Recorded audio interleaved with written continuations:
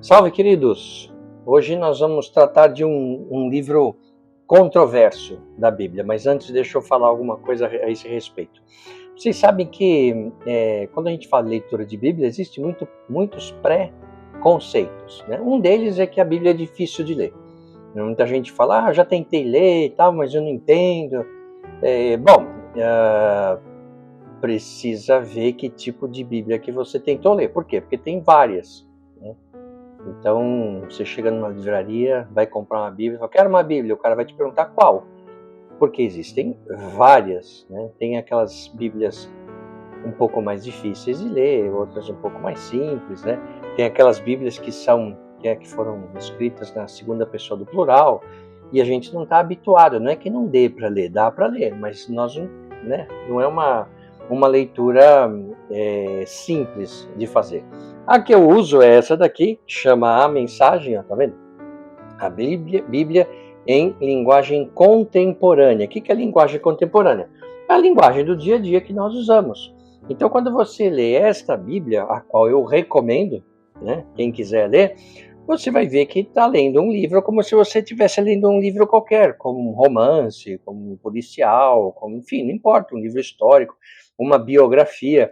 Então a linguagem é muito, muito simples, né? Então essa desculpa você não tem. Então quem quiser ler, se aventurar nessas leituras históricas, né? Essas leituras bem interessantes que tratam um pouco sobre a história da humanidade, do mundo ocidental, claro, eu super recomendo, ok? Muito bom. Então, como eu falei, né, a Bíblia são 66 livros, né? E tem livros mais tranquilos para ler, né? Você pega os próprios do Pentateuco, né, do Antigo Testamento. Então você pega Gênesis, Êxodo, Levítico, Números e Deuteronômio. E é legal ler nessa sequência, porque você vai vendo a evolução da história. Tem outros livros como Reis, Daniel, os livros do Novo Testamento, Atos. São livros que você vai lendo e não tem nenhuma dificuldade, né? Porém, em outros livros bíblicos, mesmo nessa versão mais simplificada, não dá para ler rápido e não dá para não buscar ajuda, né? A gente tem que engatar uma primeira e ir um pouco mais devagar. Ajuda muito, né? Vocês buscarem outros livros, você vê lá um assunto específico que você não entendeu direito e tal, buscar outras leituras, conversar com pessoas estudiosas, né? Para trazer análise, explicações complementares. Então, como eu falei, a Bíblia é muito tranquilo de ler, numa versão dessa em linguagem contemporânea, e você vem lendo, super tranquilo. Evidentemente que tem livros, né? Tem livros que eu gosto mais, tem livros que eu gosto menos, de boa. E aí você vem, quando chega no final, você se depara com um paredão, né? Uma escalada de quase 90 metros, que é o livro de Apocalipse de João.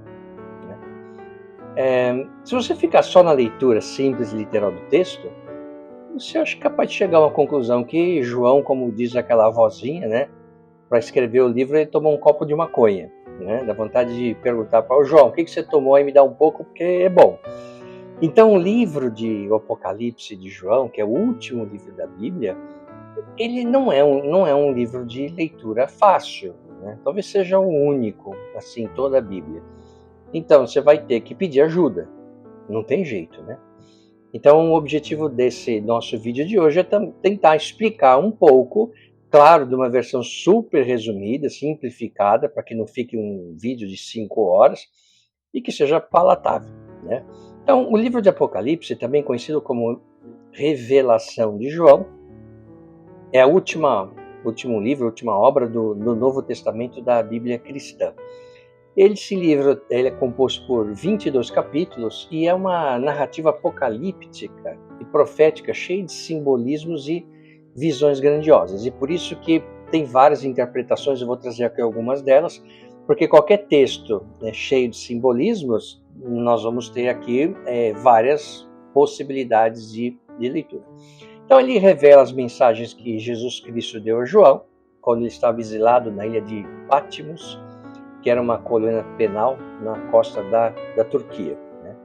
O Apocalipse tem sido uma fonte contínua de estudo, debates, inspiração, oferecendo uma visão do fim dos tempos e a promessa da vitória final de Deus. Aliás, isso é uma coisa interessante. As pessoas acham que o livro do Apocalipse é um livro que as pessoas, algumas comentam, não quero ler porque é um livro que fala do mal, que fala de demônio, mas na verdade ele é um livro que fala da vitória do bem sobre o mal.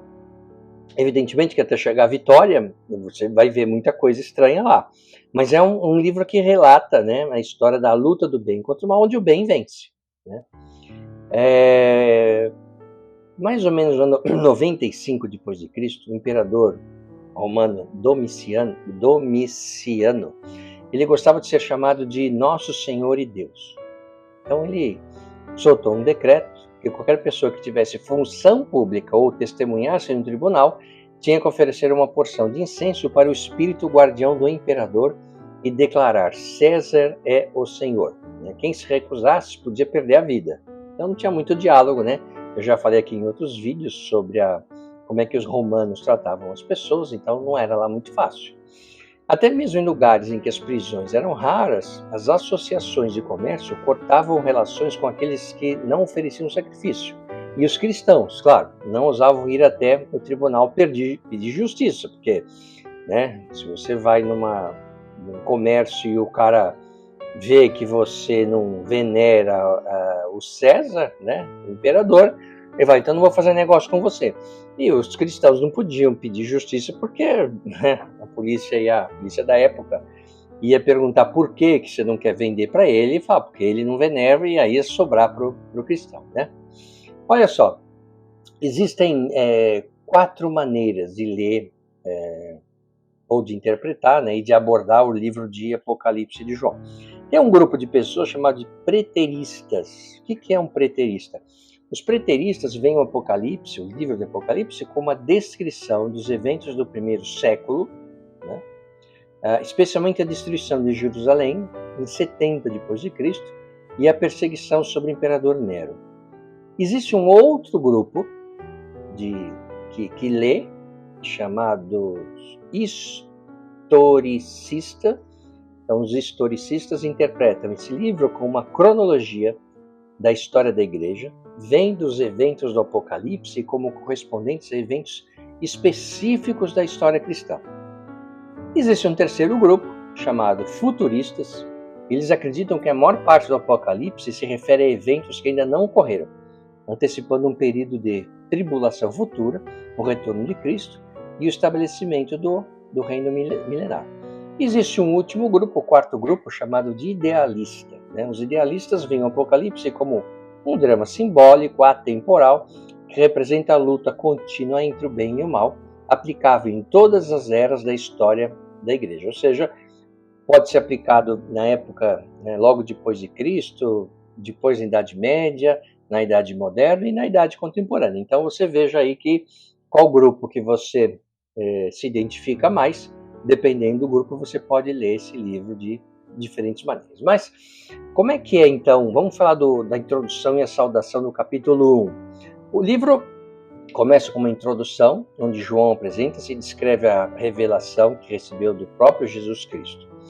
Ele oferece uma bênção aos leitores e ouvintes dessa profecia, ele destaca, né, a importância de manter suas palavras.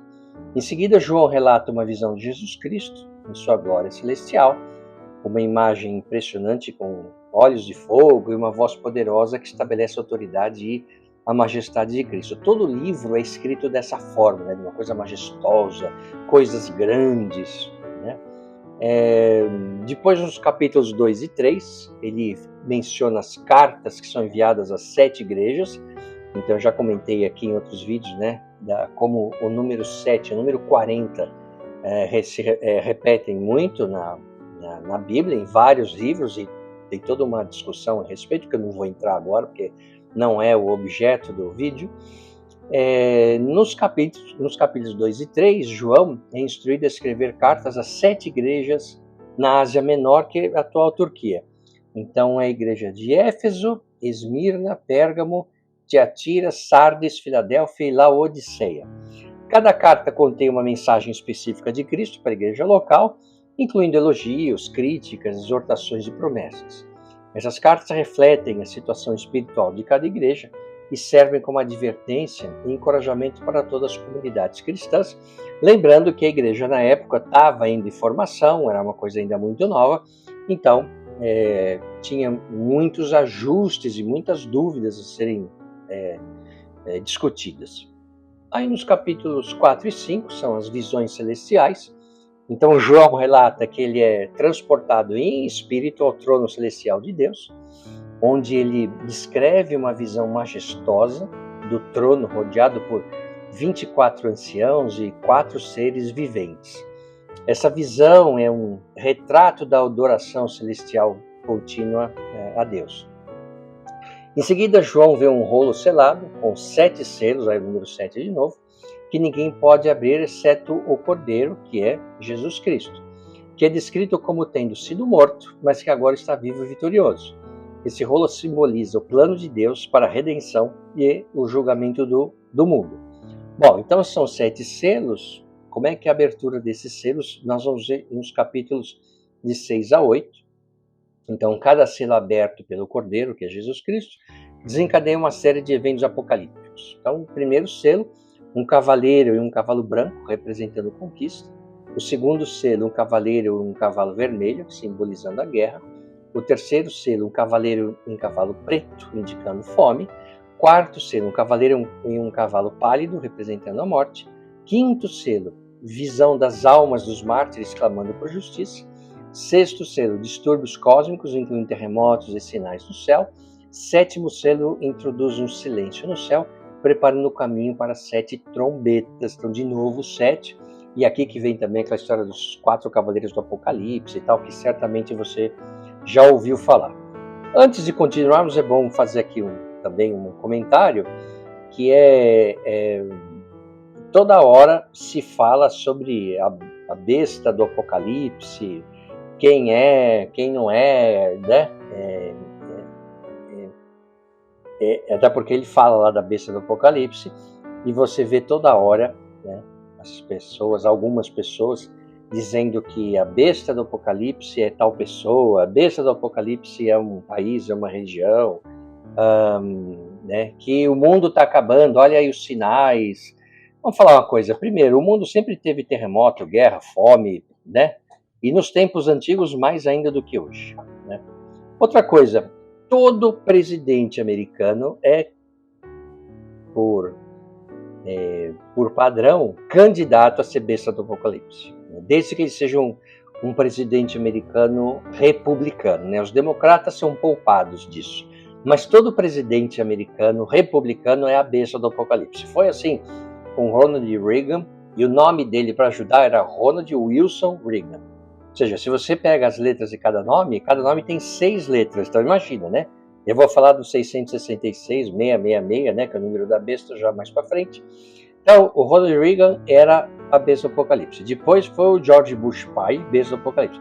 O George Bush filho, né? E agora então o Trump, meu Deus do céu, Trump se ganhar as eleições esse ano, você imagina o que virá de coisas, né? Mas, como eu falei, presidente democrata, ninguém joga essa pecha nele, né? Teve um americano que uma vez falou, na década de 60, que a besta do Apocalipse era a TV. Até ele falou que a anteninha que ficava em cima da TV era o chifre da besta. Já falaram que a internet é a besta do Apocalipse, que celular é a besta do Apocalipse. Enfim, né? Tem para todo gosto, né? Então, o que você acha, Fábio? Eu acho que todas as pessoas que falam essas bobajadas E as pessoas que acreditam são bestas, né? Mas não do Apocalipse, só besta mesmo, né? Então, assim, não é essa abordagem que o livro traz. Então, assim, esqueçam. Se vocês já ouviram, vocês certamente vão ouvir. Assim, esqueça essas bobajadas, tá? Bom, então vamos continuar aqui, né? Nós estamos agora no capítulo 8, onde o João fala das 7 trombetas. Então, 7 anjos tocam 7 trombetas, de novo, número 7, cada uma trazendo uma praga ou desastre sobre a terra. Então, a primeira trombeta significa chuva de fogo e sangue, que destrói 1/3 da terra, né? A segunda trombeta, uma montanha ardente cai do céu, matando 1/3 da vida marinha. A terceira trombeta, uma estrela ardente chamada absinto, envenena 1/3 das águas doces, né? Não é aquele absinto que você bebe. E quem bebe absinto deve sentir uma estrela ardente, mesmo queimando o esôfago, né? A quarta trombeta, 1/3 do sol, da lua e das estrelas escurece. A quinta trombeta, gafanhotos demoníacos atormentam os homens por 5 meses. Sexta trombeta, exércitos destrutivos matam 1/3 da humanidade. E a sétima trombeta proclama a vitória final de Deus, o estabelecimento do seu reino. Então, aquela guerra entre o bem e o mal. Cada questão dessa, né? Quinta trombeta, gafanhotos demoníacos atormentam os homens por 5 meses. Por que gafanhoto? Porque 5 meses. Não dá para entrar aqui no vídeo para explicar isso, né? Mas você tem aí, nossa, muita conversa a respeito de cada... Eu acho que um dos livros mais discutidos é o Apocalipse de João, né? Bom, continuando. Aí nós vamos nos capítulos 12 a 14, os grandes sinais. Então João vê uma série de visões simbólicas, tudo é simbólico no livro, né? Então a mulher e o dragão, a mulher foge, o dragão vai atrás, e depois João vê a mulher montada no dragão, significa que a mulher que representa Israel, né, ou a igreja, montada no dragão, significa que ela se uniu a Satanás, que é o dragão tenta devorar o filho da mulher, que é Cristo. Depois da guerra no céu, Miguel e seus anjos expulsam Satanás e seus seguidores do céu. A besta do mar e a besta da terra simbolizam impérios opressores e falsos profetas que perseguem os cristãos. Daí vem também certamente você já ouviu falar do Leviatã. O Leviatã é a besta do mar, né? E depois muitos associam o Leviatã como o próprio governo, né? Não o governo brasileiro, qualquer governo.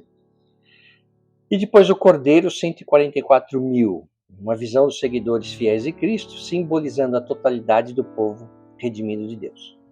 Depois, nos capítulos 15 e 16, ele fala das 7 taças da ira. Então, ele relata 7 anjos derramam 7 taças da ira de Deus sobre a terra. De novo, número 7. Primeira taça significa úlceras malignas nos seguidores da besta. A segunda taça, o mar torna-se sangue, matando toda a vida marinha. A terceira taça, os rios e fontes de água tornam-se sangue. Quarta taça, o sol queima as pessoas com fogo intenso. Aí não vai adiantar filtro solar. A quinta taça, o reino da besta é mergulhado em trevas. A sexta taça, o rio Eufrates seca, preparando o caminho para a batalha de Armagedon. Sétima taça, uma grande catástrofe, incluindo terremotos e granizo, que completa a ira de Deus. Nos capítulos 17 a 19, ele fala da queda de Babilônia. Babilônia não é aqui retratado como exatamente o país, né, a Babilônia. Babilônia, como foi um opressor do povo hebreu, Babilônia é qualquer país, né, povo que venha a ser um povo opressor, como por exemplo o Império Romano, é chamado de Babilônia também, tá? Então, Babilônia, simbolizando o sistema mundial corrompido e opressor, é descrita como uma grande prostituta. Sua queda é detalhada, representando a destruição do mal e a justiça divina. A queda da Babilônia é celebrada no céu, enquanto os reis da terra lamentam sua destruição. A vitória final é celebrada com a festa das bodas do Cordeiro, simbolizando a união de Cristo com a sua igreja. Muito bom, no capítulo 20, ele fala sobre o milênio e o juízo final. Então, nesse capítulo, Satanás é acorrentado por 1000 anos, durante os quais Cristo reina com os santos. Após esse período, Satanás é solto brevemente. Por quem é solto e por que foi solto, não sabemos. e ele lidera uma rebelião final e é derrotado aí sim definitivamente. Então, aí vem o juízo final, onde todos os mortos são ressuscitados e julgados diante do trono branco. Os ímpios são aqueles que renegam, né, Cristo e Deus, são lançados no lago de fogo, enquanto os justos entram para a vida eterna. Aí a nova criação, dos capítulos 21 a 22, João vê um novo céu, uma nova terra, onde a antiga ordem passou e uma nova criação perfeita e estabelecida. Então, a antiga ordem é o que estava acontecendo até o momento. Então, a nova Jerusalém desce do céu. A nova Jerusalém é uma nova cidade inteira que vem do céu, adornada como uma noiva.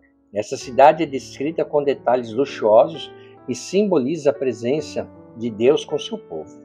Não há mais morte, dor e tristeza.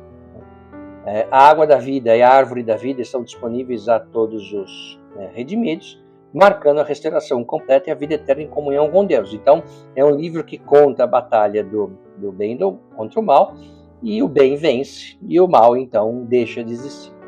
Então, quais são os temas principais desse livro? Primeiro, a vitória de Cristo, né, do bem. O Apocalipse enfatiza a vitória de Jesus Cristo sobre o mal, garantindo que, apesar de todas as tribulações, Cristo triunfará.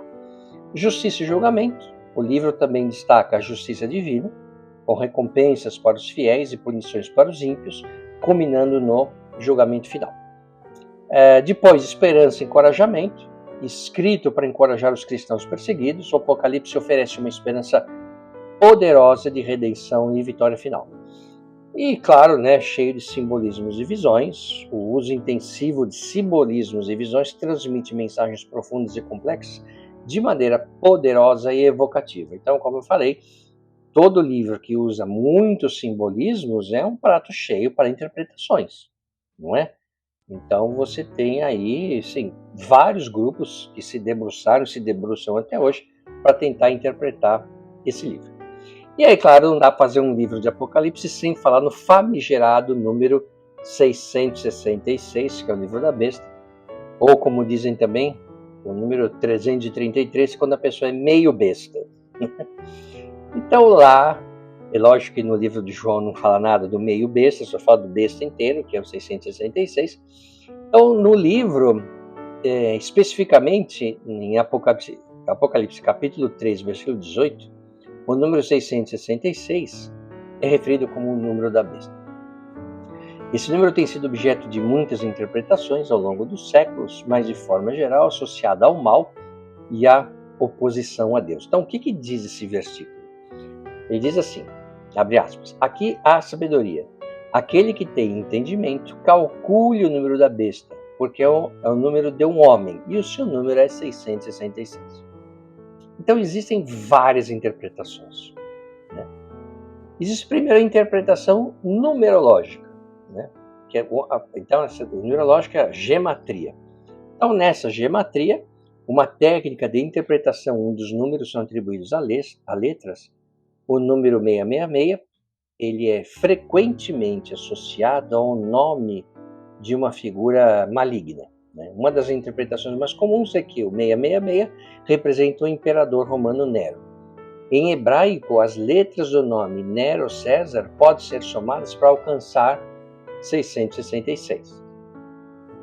Existe, além da interpretação numerológica da geometria, existe também a interpretação da imperfeição, que é outro ponto de vista, e que o 666 é um símbolo da imperfeição, uma vez que o número 7 frequentemente representa a perfeição divina na Bíblia, daí uma avalanche de número 7 em vários livros da Bíblia, né? Por exemplo, 7 dias da criação.